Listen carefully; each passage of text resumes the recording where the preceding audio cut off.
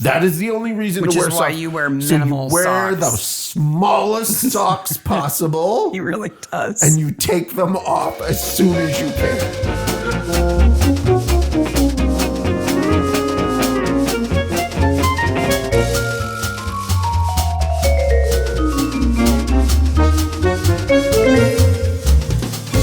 Hey, Maniacs. Hey, you golfing maniac. Welcome to Mystery Maniac. Mystery Maniacs is a comedy recap podcast dedicated to mystery TV. Each week, we dig into an episode of the show, including the murders. Yup, the mayhem. Oh, yeah, the loonies. We got them. And everything else we love. This week, Brokenwood Mysteries, Season 1, Episode 3, Playing the Lie. Now, how do you spell lie when it comes to golf? L-I-E. Okay, so it's spelled the same. I didn't know if it was a pun, playing the lie, because they're obviously liars in the episode, Yes. or not. No. It matched what they were doing. This is a spoiler podcast. If you've not seen Playing the Lie, Season 1, Episode 3 of Brokenwood Mysteries, stop, go watch it, come back, or we're going to ruin it for you. We're going to tell you who did it. It's Brokenwood Mysteries, but we just call it Brokenwood. Brokenwood, for sure. It's not like there's other Brokenwood shows. No. And if you let your kids find dead bodies on the golf course, they should be able to Handle this. handle this. Oh, Maggie Smith passed away this week. Oh, Was she 89? Is that right? 89 cross-generational talent. Yeah. I feel like looking at her list of movies, I feel like I've been watching her all my life. Yeah.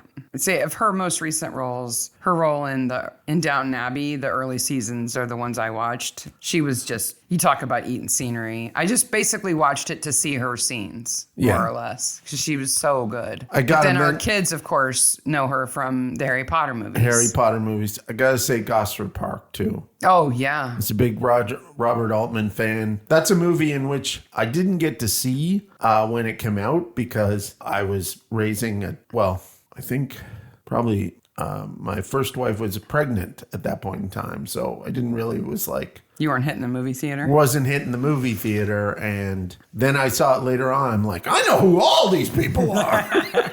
But it's sad that Maggie Smith is gone. Yes. She was awesome. She was I bet absolutely. all the other dames are mourning her. She was part of that club. Yes, absolutely. And there's a video that's been making the rounds of her and Carol Burnett too. And that's just a beautiful thing right there. In good news, Yes. we learned that season 5 of Shakespeare and Hathaway will be produced. Wait a minute. Season 5. I thought Shakespeare and Hathaway was done. I thought it was done too because Jude passed away. No, it was done before Jude passed away. Too much sad death here. Yep. But no, it's back. I bet that I know it's going to start off with dedicated to Jude Tyndall. Oh, on the yeah. front. For sure. Right on the very front. This week, we watched the first couple of episodes of the Moonflower Mysteries. They're based on the Anthony Horowitz novels. The first season of it was the Magpie Mysteries or Magpie Murders. Really good books. I love the books. And there's 3 time periods happening at once that interact with each other, which I love. Mm-hmm. I absolutely love that idea. So there's the writing of the book, the reading of the book by the main character 8 years later, and then the world of the book, which is set in the 20s. Which is set in the 20s. They're really good, though. I can't say that it ends well because we haven't seen the last episode yet, but definitely worth checking out. And if you haven't watched the Magpie series, the first series, you should definitely check it out. And we watched the new first 2 episodes of Vandervalk. I like Vandervalk. Vandervalk's very good. And It's a little darker. It's not cute. it's set in Denmark and Amsterdam. And it's very it's the Tarantino version of it. Like it's gangstery and but it's good. but it's super all the good. actors are British. Yeah. It's set in Amsterdam, but they're all British. But really fun and good character development. It's not just a procedural or something like Yes, that. but Sarah, we need to go to England. We need to have a house in England. A house in which we can go to England and watch TV and then come home. We need a teleportation device. I think they call it a VPN. We can fake being in England, I think, on the internet. If I'm getting a VPN, we're watching proper hockey and Canadian news. Because David Mitchell, who's one of my all-time favorites, is in a new show called Ludwig, which is a mystery. And so I love him so much. We watched the trailer. So he plays a man who has a twin brother. Identical twin brother who's a policeman. Who is a policeman who has disappeared. Yeah. And they released a scene of him and his wife. His brother's wife from it. And it's brilliant. And David Mitchell acts really well. He's a good actor, but he's also really funny. It looks like it's going to have some humor in it, too. Yeah, it's kind of a fish out of water plus Sherlock Holmes all at the same time. Yeah. Plus his... Like the wife character was brilliant. I think she's been in lots of things. Yeah. Essentially, she's been left a note that said, "Just forget about me." Yeah. She's like, I can't believe that my husband would leave me this note. But you should go and check out the trailer. It's called Ludwig. It's got David Mitchell in it. It looks like it's going to be great.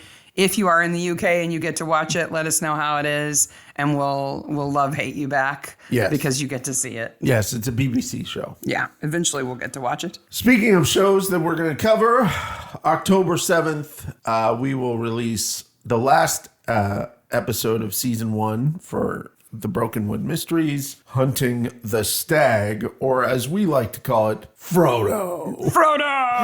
And then we're just going to go on to season 2. Yes. Because there's short seasons, there's very few episodes, and everybody seems to like it, and we're having fun. Now, we love you, and we know we've been spotty over the summer, but we knew we were going to be spotty over the summer, never mind all the stuff that happened. But our plan is 7, 14, 21, and 28 of October, but you all know things get a little crazy in October here. Well, we just got one crazy thing, at least off my list. So I don't know if anybody's ever done this before, but I made a tree sweater for a local charity. It's a women's shelter called the Middle Way House, and they have a fundraiser where people crochet or knit tree sweaters, and they put them up on trees around downtown Bloomington, and they're sponsors that pay for them, and I hung my first one this year. And we'll put some pictures of that in the show notes and in all our fan areas. It was fun to make. Yeah. It was weird to make. It was kind of like making a big Afghan, but mine has weird faces all over it. They're not weird. They're inspirational faces. Yeah, they're all ladies. They're all women of different ages and I find ethnicities. women inspirational. So, unlike some of our politicians. Anyway, let's talk about Brokenwood. Are you ready? This episode, the cold open, is really a horror movie. It is. So if only it was dark and foggy when she's power walking across the golf course and gets sprayed in the face. Originally aired on the 12th of October, 2014, directed by Michael Hurst, and Tim Baum wrote this. As we mentioned before, Tim Baum basically writes the series. Now, Michael Hurst, do you know who that is? No. He is Hercules' sidekick in 79 episodes of Hercules. I can't say that I actually have ever seen Hercules. That's okay. It's Kevin Sorbo, so it's not exactly acting royalty. Okay. But he plays the sidekick. Okay. Like, he's an actor. And he's also a director. He's also a director. And guess what? He has directed some horror movies. Including, he's done some episodes, this was after this, but he's done some episodes of Ash versus the Evil Dead. Mm. So he is absolutely familiar with the work of Sam Raimi. And I would say that this is a little nod to that. Especially once she gets shot in the face with the stuff. Oh, then she's got the steady cam on, and we get blistering face cam. Yes. So steady cam shots are a prime Sam Raimi thing. If you don't know what a steady cam is, imagine wearing a backpack backwards and there's a camera on the front of it so that it's faced back at you. Yeah. So you move and the surroundings move. And the camera stays with you. But it looks like you're not moving. Yeah. And that's how they get those crazy shots. It's almost out of Friday the 13th here. Well, I think it's a good way to express the horror of it. Like, she's almost immediately blinded. Her face is bleeding and blistering. Yeah. Her lungs are burning. Like, the panic of it, I think it's a good way to convey that. It definitely... So, last October, I was attacked by not pesticides, a swarm hornets. of hornets. And if we'd had a steady cam on you, it would have looked like this. Look that. I threw my glasses because it took us 3 days to find your glasses. I could see hornets inside my glasses, and I thought my eyes were going to be gone, and it was not a good day. So can you sympathize with Allison? Yes, I can. Well, sort of. So I did You're ask. Not an evil woman. I asked something last week, which was, we dislike this woman immediately. Yeah. How is it that we dislike this woman immediately? What is it about her? Like, we learn that she is a deplorable human being. Yes, okay? but we don't know that yet. We don't know that yet. For me, it's the haughty way she walks. Mm-hmm. She walks like she's in charge. And she does literally own the place. Yes. So I guess she deserves to walk that way if she wants. I did notice a couple of times that there are several tracks. She had to do that walk a bunch of times. Mm-hmm. And because normally it would just be her one track, because there wouldn't be people going back and forth. Right. there. You wouldn't see more than one set of footprints in the dew on the grass. But they do. That can't be unfaked. Like, so I think it's the way she walks that she looks entitled, chin up, power walking with the elbows out. That makes us kind of know that she's not a warm and fuzzy person.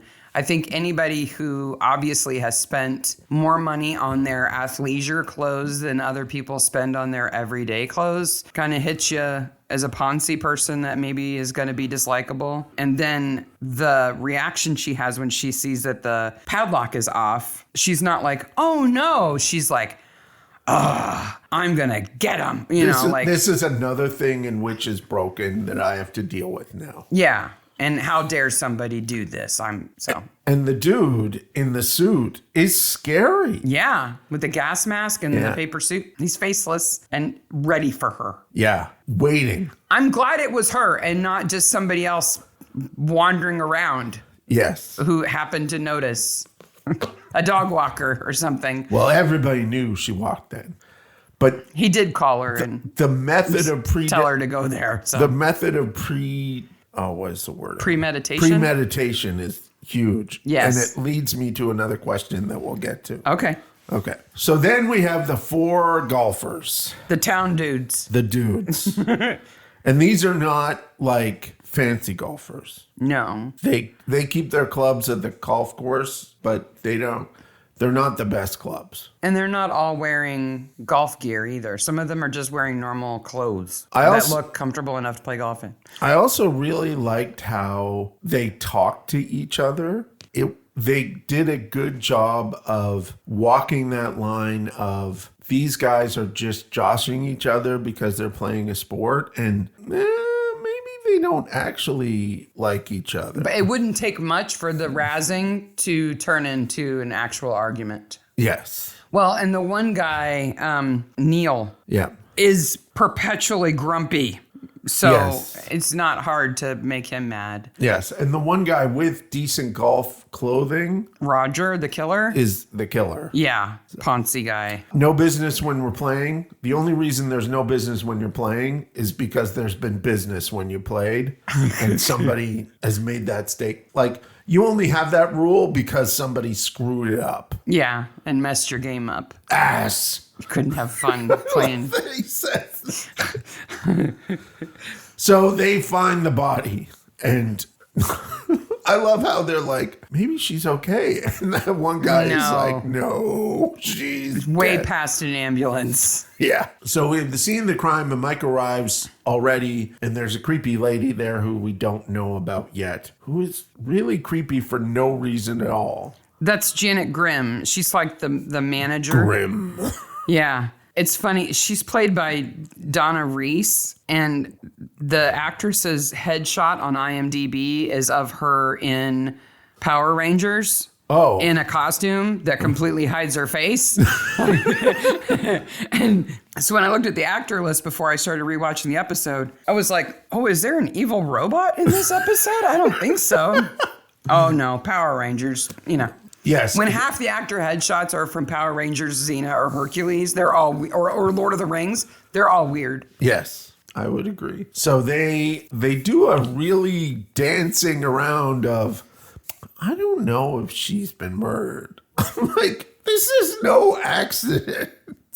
I was wrong about who's grumpy. It's not Neil. The person who's grumpy is Doug. Well, Doug and Neil are they're not the same person, but they're both grumpy. Neil's the pharmacist, though. Yes. And Doug is the old retired guy. Yes. There's a big difference between them. And Neil the pharmacist is a reoccurring character. We just get a kind of glance of him going on here. And We'll see a lot more of him later. yes. So Hamish arrives and is literally like Jeff Spicoli. He's just a mouth breather. Yeah. He's just standing around with his jaw slack going, huh?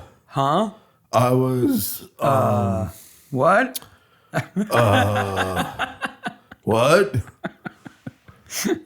And then we find out, okay, Brokenwood is a little place. Yes. This whole thing about Neil staying overnight because the drive is too long makes no sense at all. No sense at all. He's the pharmacist in town. Now, if he said, I had a few too many drinks, or I knew I was going to stay and look at the books and it was going to be really late and we were golfing early, so it just didn't seem like it made sense to go home for just a few hours, fine. But that's not what he says. He says, well, the drive, and the early game. And So I think, later on we see he is partnered with the Anglican priest in town. wait a minute. I thought the priest was partnered with, no. The pharmacist becomes the mayor. Yes. The priest and the psychotherapist are a couple. Oh, I thought the mayor was involved with him. We'll have to see. Anyway, those three They're the gay men of Brokenwood. The gay men of Brokenwood. There's only 3 of them, so it's an odd matchup. I do like that none of the men he plays golf with make any reference to the fact that he's gay. And I'm sure they all know. Yeah. It's just not like a thing. Like asshole American men would do? Yeah. Yeah. So the walker, whose name is, what is her name? The woman who died? Yes. Allison. So Allison has a daughter named Nikki. And really the pear doesn't fall far from the tree here. When they go to the cottage where she's living, Oh my gosh. I just want to burn it down. So Mike sends Sims to go tell her because Mike is going to do something else. And what we don't know here on first viewing is that Mike hates golf with a passion because he says it cost him a marriage later on. Now we also find out it didn't. He went golfing to get away from the woman he was married to, Yes. which meant that the marriage was already. We also find out that Mike is actually a really good golfer and probably really loves it. Who's better, Poirot or Mike? And what this Because Poirot is a savant golfer too. Yes. What that's put this in mind of is when I had to stop running and because my arthritis in my knees started, I literally hated every runner I saw for a year later. I wanted Fantasized about running them down. I thought about running them down. Yeah, with your car. And they're like just loping along like brain dead gazelles. And I'm like, oh. And like, I want to tell you, every minute of running was difficult for me. I hated every second of it. And yet when I couldn't do it, I had that reaction. And I think there's something similar in there. They go to Nikki's shack. Pit? Now, she's shacked up with Roger's son. Kyle, Who is, wow. Kyle is easily led around by bits of his body. Well, he's one of those cops make a run for it. Yes. No, like he thinks he has a reason to make a run for it, but not really. No solid reason to make a run for it. But there are just some kinds of people who run from police because they just do. Well, in shows, and we saw that- shows like this. I'm not talking about real life. In shows like this, they're usually ruffians of a certain age. My title for this section where they go to the house is called The Squalor She Lives In. There's dirty dishes and bugs. Mine just says Nikki lives in a pit with golf trophies. Yeah, so Sims immediately finds out that this character that they all make reference to, who is the clubhouse bandit, is Kyle. Now, listeners, especially our listeners in New Zealand, I feel we're not getting a joke here because every time they say Clubhouse Bandit, Mike's like, that's an unfortunate name. Yeah. Like, it's like there's another bandit. No, like in the news. Clubhouse Bandit is like a term for like dogging or something. Like, it's a reference that we don't get. It's a reference we don't get. Because when he says that to Kyle, who is the Clubhouse Bandit, he's like, I didn't pick it. Yeah. Like he's got an attitude about it too. So are we missing something about Clubhouse Bandit because we don't live in New Zealand? Yeah. The jacket, so Nikki gets dressed to go to the police station. Yes. And the jacket she puts on looks like me after my yarn swift goes awry. Like it's like somebody untangled a big ball of yarn and she put her arms through it. Yes, it's horrendous. My immediate thought was, how do you wash that? Yeah. You don't wash that, do you? So you can't. It's just big loops of yarn attached to something. This Clubhouse Bandit has hit multiple clubhouses, including places as far away as Pukaroo Falls. Yeah. Hey, we can't make fun of the place names, okay? No, we can't. Sims is like, she solves a major crime in the first 5 minutes of this episode. Because the bandit's not just stealing old trophies, he's stealing money. And booze. Like this which is expensive. Felony level stuff. And has been doing it for a while and is breaking and entering to do it. And they're complete idiots because, like, why are you stealing the trophies and why are they so displayed? Like, anybody who would go to that house of squalor would immediately. They were here when we moved in. They were here when we moved in is the worst lie of the episode. Yeah. Is Nikki Allison's dead husband's daughter? Yes. Okay. And that will lead me to all sorts of weirdness later on. Okay. So Mike interrogates the boys who found the body in as slow a manner as possible. But then he goes to Nikki's house, Allison's house. Right. Did you notice what was in the hall of Allison's house? No. First of all, she has a gorgeous church pew. Yes, I saw that. And a penguin. Did you notice the penguin? No. Inside the front door, there's a penguin. And then she has like a alluring, sexy naked lady painting. Is it her? No, it's not her. I think the woman is dark hair. But it is a woman a man would pick that picture. Maybe her husband picked it. That was 8 years ago. I think she would have replaced it by now if she didn't like it. Like, I know you love me and you love all the things about me. And if I were to pass on or anything like that, you would want to keep as many memories of me around as possible. But there are some things you would be like, I'm sorry, this needs to go. This naked hockey player painting is going. This needs to go right now. We don't have that, by the way. No. I did notice that Allison has a very neat desk where everything is placed correctly. Neat desk and a messy bedroom. She must freak out because of Nikki.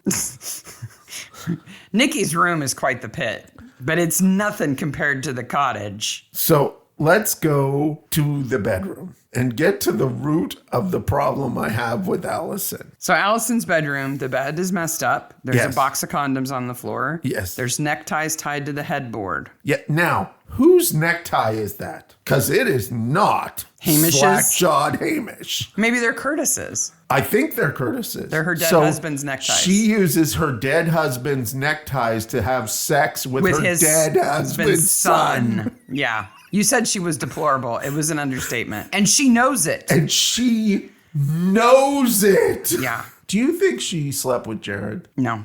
I think Jared comes pretty close to being like, yeah, I did that too. I think that Jared would probably be willing to have a night of fun with an older single lady in town, but not if she was a bad person. No, I don't think he would find that attractive. Maybe that's wishful thinking on my part because I like him, even though his fashion choices are bad. But I don't think he would do that. Also, Hamish leaves the seat up, which drives me insane.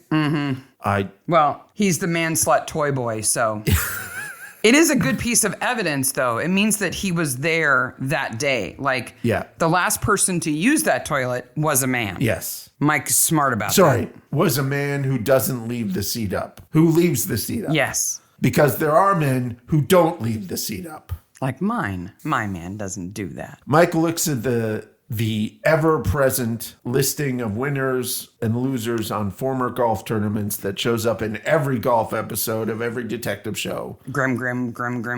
Figures out what's going on. There are people who win on a regular basis here. Yes. What I like about this clubhouse and the golf course reminded me so much of the Carlton Place golf course and the clubhouse. Didn't we go there for breakfast we once? Went there yeah, for it looks just like this. It looks just like. Especially when they pan across the dining room that's empty because he's going to interview the dudes who found the body. Yes. I looked at that and I went, have I been there? That room looks familiar. The golf course where I grew up looks very much. No, not the golf course right next door to where I grew up, but the golf course in the town where I went to high school. The clubhouse idiot. So the Grimms used to be very good at golf. Yes. Even slack-jawed Hamish, apparently, was very good at golf until he punched somebody, and then he stopped playing golf. Does he look like somebody who would be really good at golf? No. I don't know. He's let himself go a bit. He's also one of those people who is naturally good at everything, kind of feel. Except breathing with his mouth closed. We have a friend keeping his hair out of his face. We have a friend who lives in Louisville now that I did my master's with, who is kind of like this, just naturally good at every game.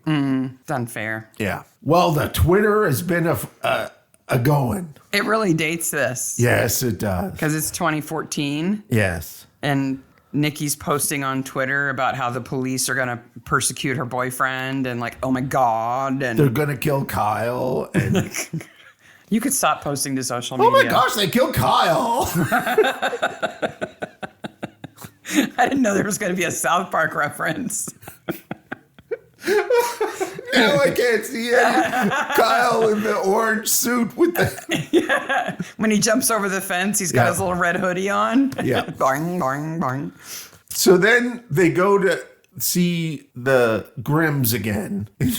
Every scene the Grimms are in is incredibly grim. Mm-hmm. They're not jolly people. But I am completely obsessed with two things. First, Hamish is like, I didn't tell you we were sleeping because it was meant to be a secret. And then his mother is like, you were a whore for eat your sandwich. He takes the sandwich and goes off to the corner and eats it. Yes, mother. Again, Mike makes reference to the true meaning of golf here being esoteric so that Sims doesn't understand him. It's honor. Yes. Honor among golfers. I don't know about that. It's just like any other game. So they go to see Nikki at the farm. They say, stay off social media. And she goes, he's an outlaw. He's Kyle. Who stole some golf trophies. He's not Clyde. You're not Bonnie. And then Mike But she must be thinking, I am wealthy now. I am going to be rude to you. Yeah. Because all of this is mine. She owns everything now. Assuming her mother left it to her. She could have left it to her sister, who just shows up, rips into people, and then leaves, disappears again. Never seen again. No. The only thing she does is, and then she's gone. Yes. Mike takes papers out of the house. Mm-hmm. Not in an evidence bag. Farm records. They're in a box. Not in an evidence box, though. Mm-mm. And then he takes them home. That's what policemen in shows do. Okay. Well, then... Sometimes they even have incident boards at home. Sometimes they lay them out on the floor and sit in the middle with a glass of wine. It really just depends on what show you're watching. He takes them home and puts them on the table. Then, he discusses them with his non-policeman friend. Possibly criminal Jared. neighbor. Low-level sus activity, Jared. And I am completely obsessed by one thing. What am I completely obsessed with in this scene? I don't know.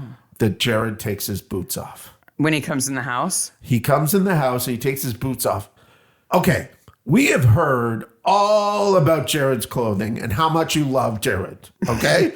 We've heard all this. And how you defend his short shorts. Everybody likes his legs, and okay, fine. But his wool socks that go up to his knees drive me insane. Wool is great for warm weather. Now, But it's not even warm in this episode. A known sock hater. Yeah. I hate socks. You shouldn't have to wear socks. The only reason you wear socks is to keep your feet clean and to keep your shoes from not being smelly. That is the only reason to wear socks. Which is why you wear minimal socks. So you wear the socks. smallest socks possible. He really does. And you take them off as soon as you can. He wears footy socks. Okay. They don't have little pom-poms on the back, though. No, that would be too much.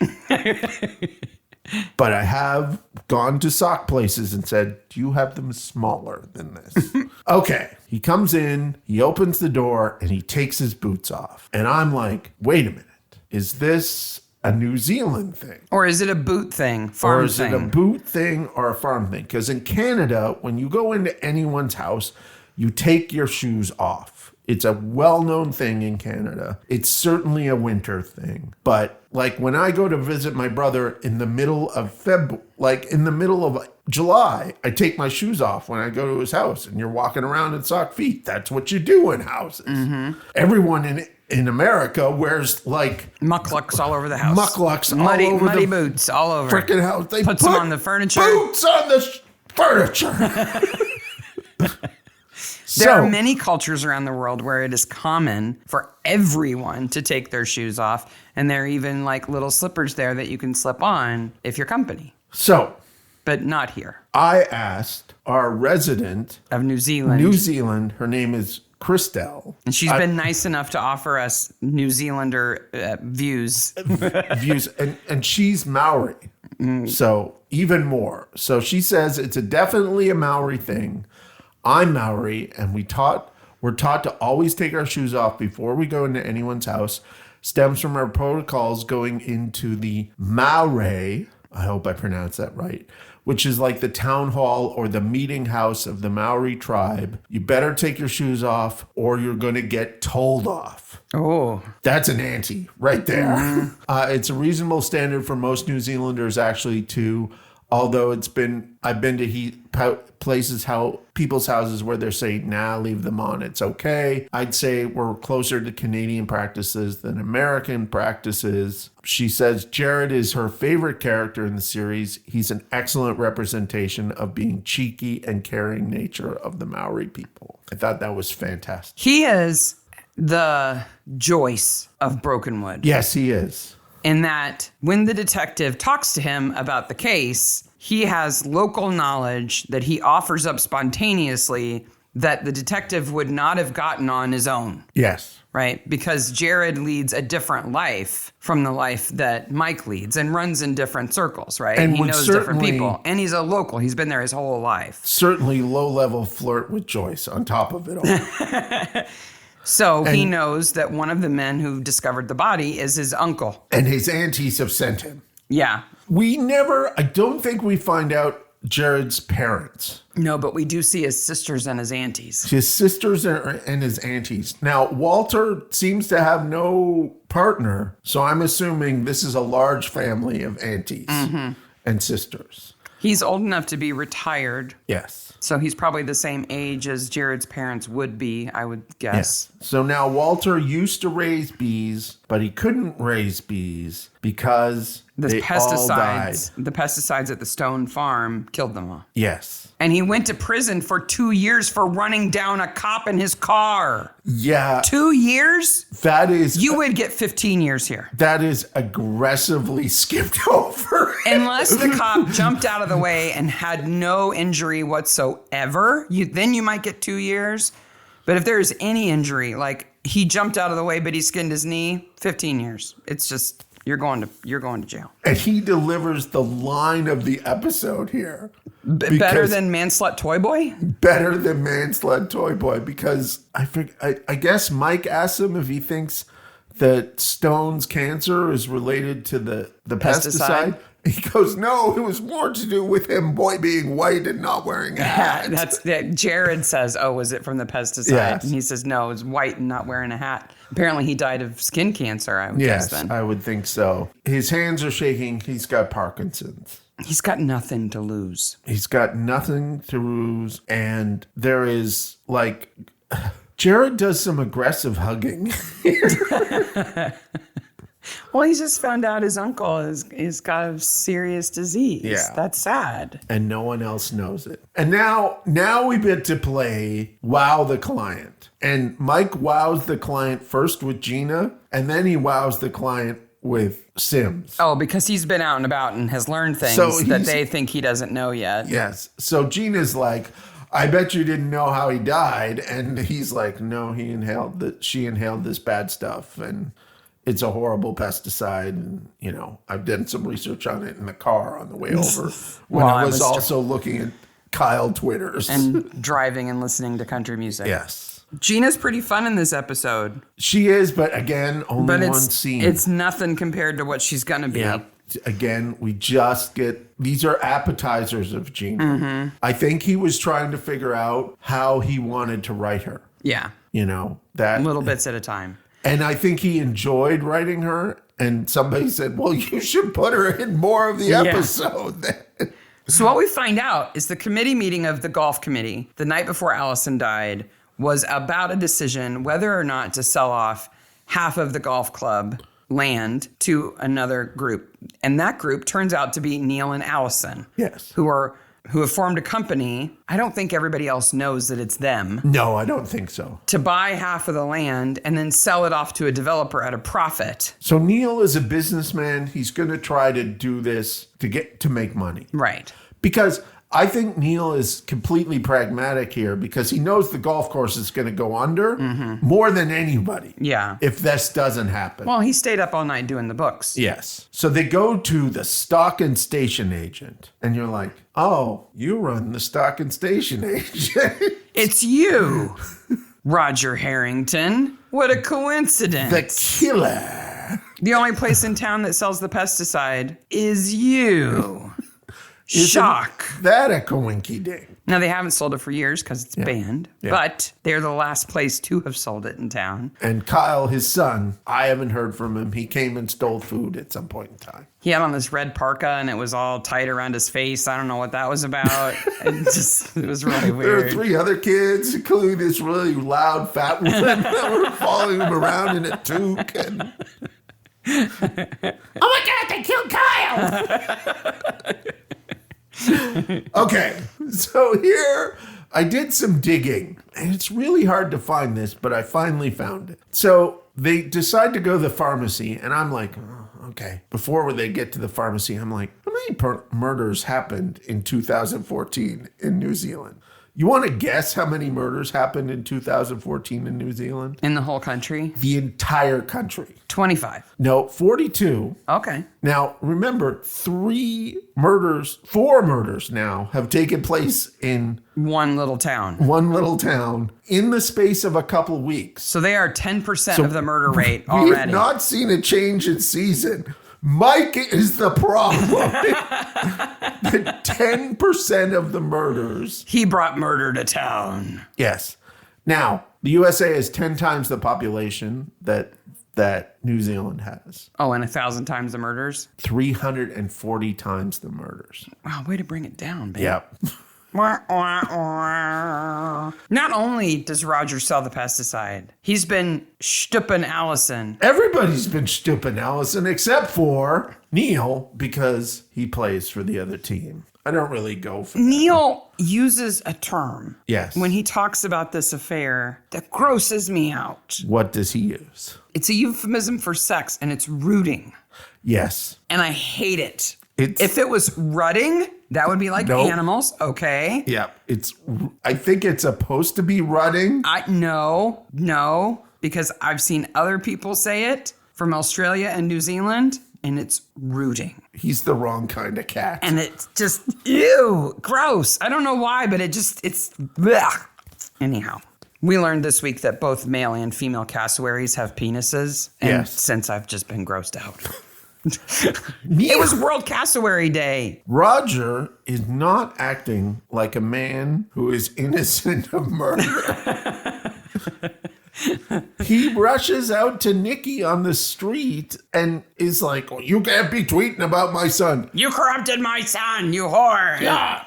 And like is pushing and shoving them around. Wait a minute. Your son was not a winner from the beginning. No. Okay? He's the bandit. Yeah. And he stole the trophies just to spite you. Yeah. They're not valuable. He stole them to make you mad. Kyle isn't bad when Mike finds him with, well, I can't really say that. I was going to say, he doesn't seem that bad when he's there with the machete and the automatic weapons. But he seems kind of reasonable once he starts talking to him. Like, he's a kid in a bad situation. He's got himself into a bad corner, and he's made some wrong decisions, but he doesn't seem like a bad person. Does Nikki throw him under the bus? Like, does she actually care about him? I don't think so. Because he seems to really care about her, but I don't think she deserves that. She seems to be a fair weather girlfriend. But then, really, what she does... He's an outlaw! What she does to make herself seem like a fair weather girlfriend is just tell the truth. Yes. So, I mean, I love you, but I'm going to tell the police the truth. So maybe that's not bad behavior that she does there. And maybe you shouldn't have been doing some of those things. Yeah. So maybe she's not a bad girlfriend. So at the cop shop at night, they have a little powwow on what's going on. Did you notice that there's an unknown person in the background of the scene for the entire scene? Mm-hmm. Kind of hovering like they're trapped. Kind of hovering like they're trapped. Like I can't leave the scene. And Sims says another amazing thing. Oh no, she's got 2 lines. Golf is about bondage, cougars, and swinging. And Sam says, what's not to like? And she says, maybe the bit where Allison Stone's face blistered off and she suffocated in her own blood. You're a golfer. Is golfing about bondage, cougars, and swinging? No, it's not. Because if it is, we need to talk. It's not about any of those things. You're shaking your head really hard. Like, no, it's not. It's not. And like I swear. Like Gina, they're getting a hold of how to write Sam here. Yeah, he's all right, though. I think so. He's going to stick to mini golf.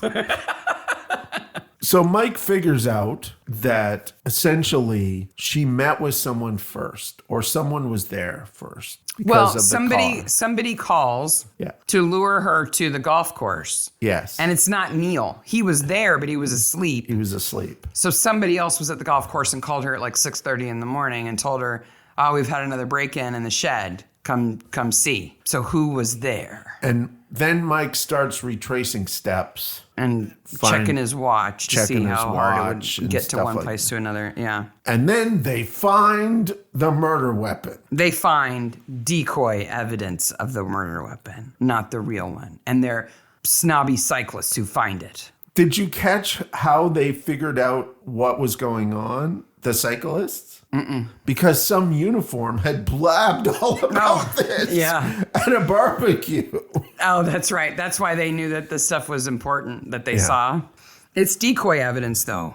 So they then find Kyle at the house. Now, Kyle's just in some guy's house. Yes, he's broken into the house. And now he's barricaded himself in with a machete and guns. Yes. Some poor farmer who's renovating his place. And then Mike does the Mike thing, which is, I don't have a gun or any sense of persuasion or protocol here, so I'm just going to go in. I'm harmless. Yes. Don't hurt me. Please don't do it. The paperwork would be horrendous. Wow. Kyle is a young guy in a bad jam who is in a corner. Yeah. Like, there are 2 ways this is going to turn out. He's going to talk to Mike and turn himself in, or he's going to get killed by the cops. It's a pretty clear choice. Yes. Not hard to decide. No. And what we find out is he can't give Nikki an alibi, but that's not the important thing. The important thing is he says his father was leaving the house at 6 a.m. Mm-hmm. And what is he leaving the house and not getting to the golf course till 8 a.m.? Mm-hmm. What's going on there?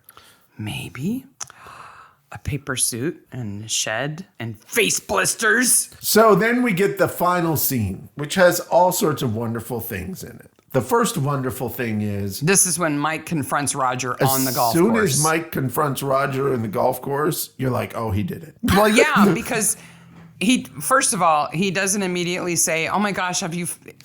The whole time, he doesn't care what's happened to Kyle. No. His own child is an afterthought. And then when Mike says, we have him down at the station, Roger says, oh, well, you're going to charge him with murder. And he says, no. And Roger goes, oh. Yeah. Like, hey, that's your kid. Oh, you did it.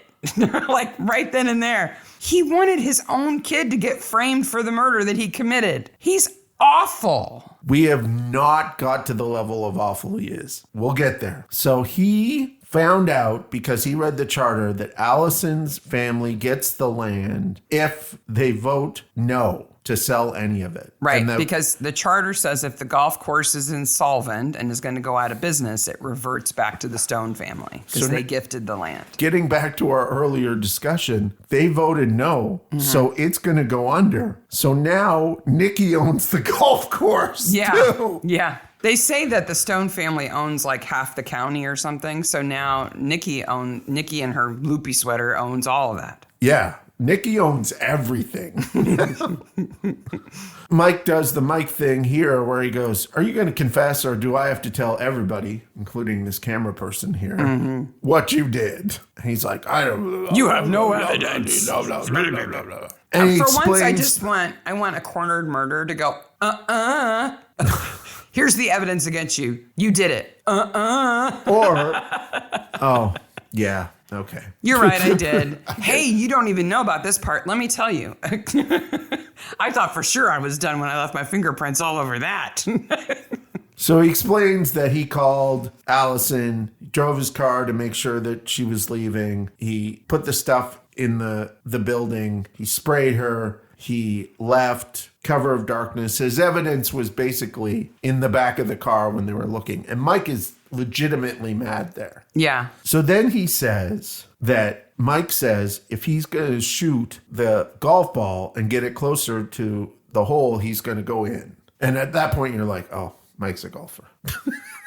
Just by the way he talks about it. He talks about how he lost his wife and stuff like that. And then the golfer tries to run away. Well, he hits him with a golf course and then golf club and then tries to run away. He hits Mike. Yeah. Now, listeners, from experience, being hit on a golf course by a golf club would Hey, I hit you with a golf ball, not a club. I know where you're going.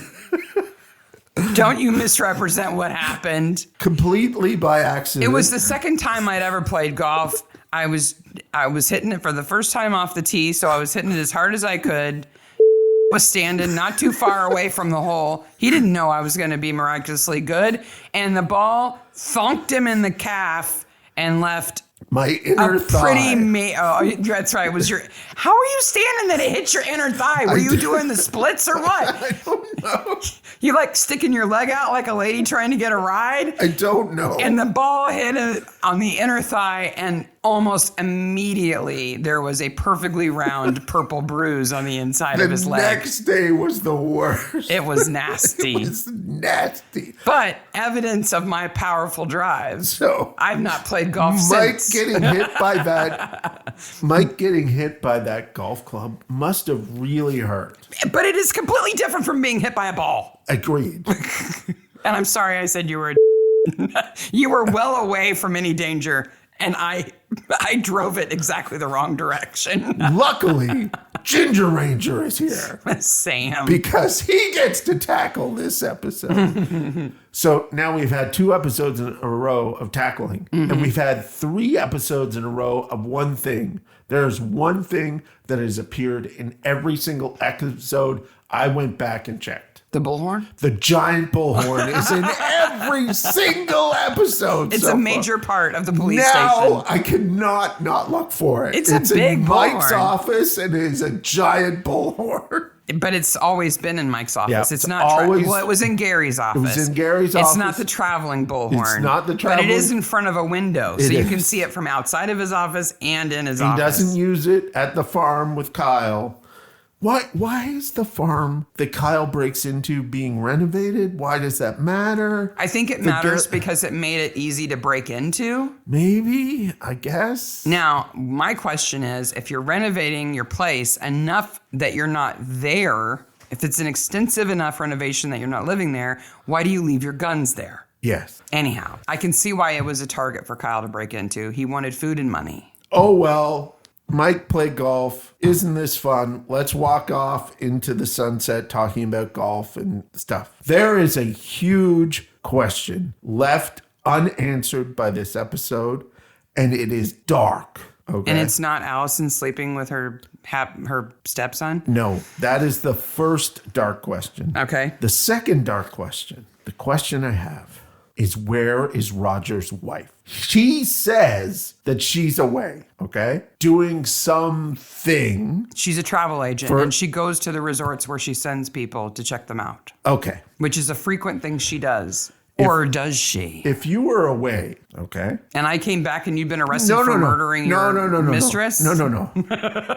Back up. Okay. You're away, and I call you and say, the woman who is on the golf committee has been killed. Mm-hmm. And we don't know where Kyle is. Mm-hmm. And the police suspect him. Mm-hmm. So regardless of what you thought about me and home. Allison, her son is missing. She would be home instantaneously. Do you think she's dead? I think that he had a really bad day. And that his wife is in the trunk of his other car? I think he killed his wife, too. I think her name's Laura. And I think they like said this. That, to me, that kind of psychological break leads more to the altercation in the street where he's like pretending to... Look what you made me do. Yeah. Like, it's more like that. Mm-hmm. He's obviously had a break. And he's obviously planned this out. Like, he had the equipment. He stored it. It's just a golf course. Like, it's just a place to play golf. Yeah. He doesn't know that she's not going to keep it as a golf course when she owns it. He doesn't. He's obviously had a break. I think his wife and him had a fight. He killed her. And then he found out about this thing with the golf course. He says, I'm on a roll. He's like, I'm killing now. I'm killing Allison and framing my kid. I'm going down in a blaze. Which leads as long me as I can to keep the my end golf course. That over 10% of the murders that happened in 2014 happened in this little town since Mike got here. I don't think he's killed his wife, but I do think he took advantage of her being gone to do this. I think that the fact that she is completely ignored in terms of like not covered at all. Here's what I want to know. Well, wouldn't you, as Mike, being like, I need to talk to your wife. I'm going to at least call her, make sure she's okay. Yeah. So you said there was a big hole or a big unanswered question in the episode. That's not the one I had thought of. What did you? So that's interesting because what I wanted to know was whether Roger secretly knew Kyle was the bandit. So knew that if he knocked the lock off the shed and pretended there'd been a break-in by the bandit, that he would be framing his own son or not. Yeah, I gotta think so. If he knew he was the bandit, then he framed his own kid on purpose. If he didn't know he was the bandit, he's like, well, this guy's a bad guy anyway, so if he gets blamed for it, I don't care, like whoever he is. They clearly were not hiding it well. And I grew up in a small town like Brokenwood. And if there was any crime, everybody was like, oh, it was that guy. Like everybody knew immediately who had done it. But I don't think everybody assumed that it was Kyle. No, I think he assumed it was Kyle. I think people would have assumed it was Hamish if they had to choose a young guy. Maybe. But so there's the argument of, well, it's easier to frame somebody you don't know and you don't care about. So if he didn't know, then that's why it was cool to do that in his head. If he did know, then it helps him because he would know Kyle's not actually going to be there breaking into the shed. So if he's there waiting, the bandit's not just going to stumble upon him in his suit because he knows Kyle's not. Yeah. Kyle isn't there, and that Kyle has already checked the shed out and didn't find anything worth stealing. Do you think Nikki knows that Hamish is her half-brother? Her half-brother? No. Because I think, much like the urine and the alcohol thing, I think if she found that out, she may have thrown up. Well, she wasn't dating him. No, but she saw him. Okay. even though you weren't dating somebody, if you saw your parent in a sexual, it's implied that she's doing something. Her mom is sleeping with Hamish. But Her mom is sleeping with her half-brother. But Hamish says that he knows that she knows because they saw each other, but Allison didn't, because Allison was engaged. So if... Wait a minute, that just proves that Nikki knows that Allison and Hamish were sleeping together, not that Nikki knew Hamish was her half-brother. I don't think she knows. Yeah. But I think if she ever finds out, she's going to throw up. Yeah, no doubt. You've got to. Yeah, gag me with a spoon or with my ugly jacket. Yeah. Yes. Yeah, for sure. For sure. That is playing the lie. The after the credits is all Nikki has everything. It's now Nikki Wood. Yes. Like, we never see her again, even though she owns half the town. We don't see Nikki again. Yeah, doing developments or something. So Kyle goes to prison. He's got to do some time. Yeah, he stole money and booze. Okay, you only get 2 years for running over a policeman, so he's going to be in jail for a week. But he does some time. Yeah. Do you think Nikki does some time too? No. She's an accomplice. She knew. She's got money now. She's got the lawyers. And I don't really know if Kyle is going to go to jail either. Unless the other golf courses, really push it. He's a victim. I think he could easily say, I don't even know where my mom is and my dad's a murderer. Yeah. Can you give me some slack here? Yeah. A good lawyer would get him off, I think. Is the golf course going to go away?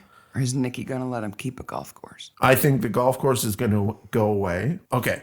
Now, Nikki's going to move back to the house, right? Mm-hmm. How quickly is she going to have maids in that bedroom to clean up the cougar behavior? Or is she just going to nail the door shut and forget about it? I think she'd want the bigger room. I don't know. Based on her housekeeping abilities, I don't know what her opinions are of what a nice place is. And to bring it back, does she keep the naked lady painting or no? She sells it because it's valuable. I guess. And her mom probably liked it, so all the reason to get rid of it. When they have 30 people over to put all their shoes on at the same time in their church pew. Their penguin pew. Wow. Yeah, it's quite an episode. It's way darker than it appears. But I would say it's also almost like Murder of the Week episode. Like there's no boss, there's no bigger story, there's no Tanya, there's nothing like that. Right. It's Brokenwood, weirdos, death. Yeah. Isolated in town. No larger story arc, nothing tied to anything outside of town.